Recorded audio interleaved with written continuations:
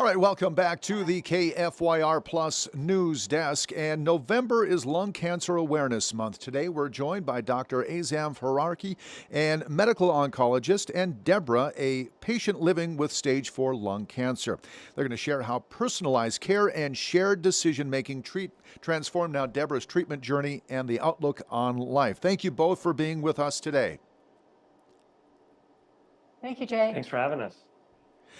Deborah, I want to start with you. What was the most overwhelming part of hearing stage 4 lung cancer, and how did you cope with it in those first few days? Well, I was in denial at first, and then I had to tell my friends, family, coworkers, and it was pretty devastating news. Doctor, what led you to, or what rather, I should say, Deborah, what led you to Dr. Azam, and how did you know that you could trust him as your oncologist? My primary doctor suggested Ironwood, and I was paired up with Dr. Faruqi. I felt the trust right away. I didn't hesitate to have his opinion. He was very direct. He made sure that I understood my options. And we talked. I mean, he talked to me, I talked to him, and we really hit it off well. And I haven't gone to anybody else. His treatment for me was Ribavant and Las and that was with a lot of different kinds of biopsies and all that. So he's done a wonderful job at finding a treatment that's right for me. How did he help you with building that treatment plan that allowed you to continue living your life every day? I go every other week with my treatments, and as soon as the initial treatments were read, the first 3 were really hard on me, but after that, I was able to go back to resuming everything that I've done before, which is my job, my church. I've really been happy with what the treatment has given me.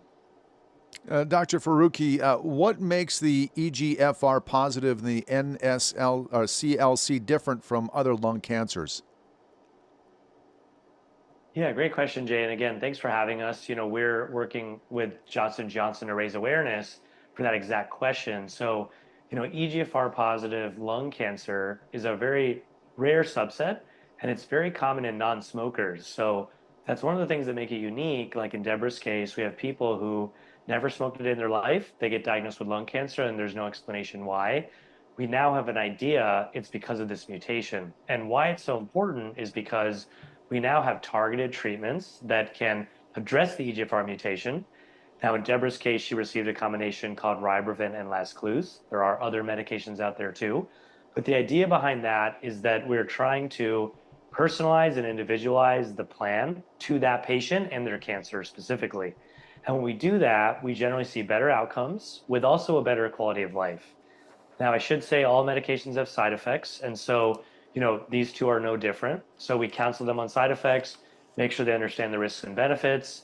And then once they are on the medication, we have to really make sure that we're communicating well. We can address any side effects or issues that come up. And how do you help patients such as Deborah understand the disease and process this diagnosis? So I think at the very first visit, I think establishing a connection is key. Making sure we take a lot of time to explain everything, make sure that she or others understand the diagnosis, how we got there, and what's ahead in the future, what tests we need, go through all the treatment options, understand their priorities in life, how they want their life to look on cancer treatment, because now we almost have a menu of options where before we only had 1 or 2. And then at that point, kind of work as a team to come up with the best plan that fits for her. Yeah, and can you explain how you can make shared decision to improve outcomes for these patients? Yeah, I think the shared decision making definitely feeds into that whole idea of a team approach. So, Deborah and her team, I need to know what's going on with her. She needs to be able to reach out to us and communicate any issues that are happening. And when we do that, not only do we get better outcomes, but the patient doesn't feel like they're in the journey alone. They know that they have a support system between myself, my nurses, my office staff, so that we're all doing it together, so that the journey can be as smooth as possible because we know it's a hard one. And Deborah, what does your day-to-day life look like after starting the treatment?